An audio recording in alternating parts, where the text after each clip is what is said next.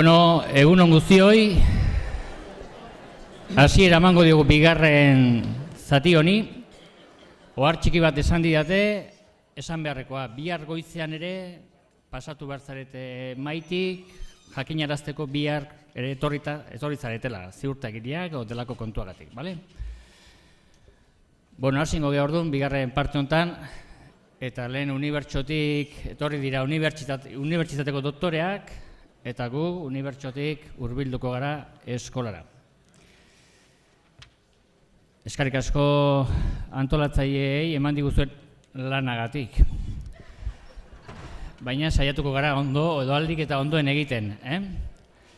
Aurkeztuko dizkizuet, ondoan ditudan 3 kidek, handik hasita, Antxon Peñalba dugu. Antxon Peñalba askorentzako oso ezaguna.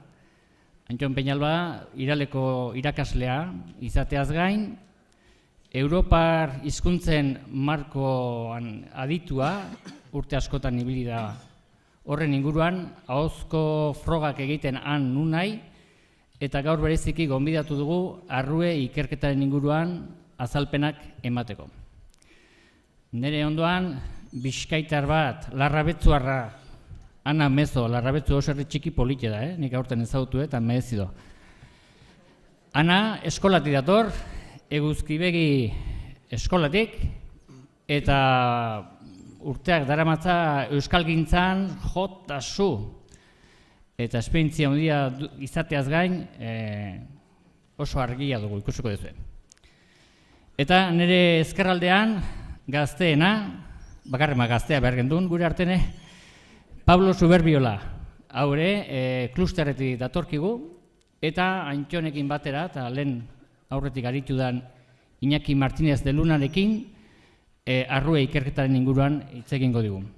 Iaz, gogoratzen bazarete, Tolosan izan zen jardunaldian, erabileraren GPS-aren inguruan ere azalpen bat eman zuten, Asier Basurto hemen eseita duguna, eta Topaguneko Sonia Perez, eta Jaime Altuna Urtsintxakoare. Eta gaur ere, erreferentzin bat edo beste egingo digu ari ere.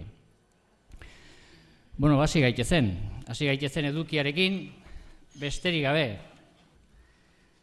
Xabier Letek esan zuen bezala, norbaitek esan gabalu hobe nukela joatia, niri berdin zaiz, zuek hemen da ni horregotia.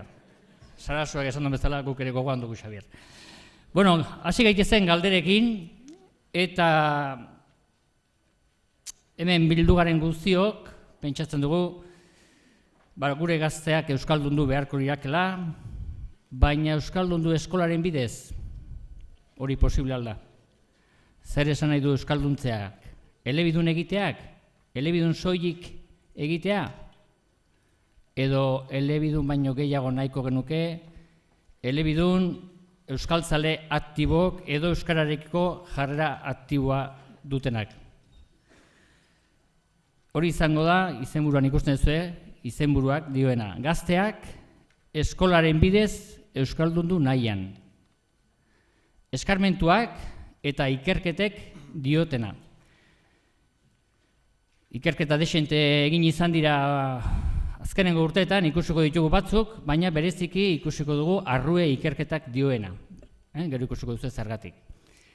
Baina ikerketek dioten hori zertarako balio dugu guri eskolan gabiltzan hori euskaldundu prozesu horretan.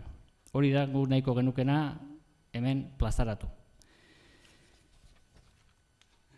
Eta ikusi ere, zertan asmatu dan, eskolan azkenengo urte hauetan, zertan ez dan asmatu, zer hobetu esan digute lehen Jonek eta Iñakik, eta nondik jorratu ditzazkegun datozen urte hauetan ere eskolan euskaldundu prozesu horretan.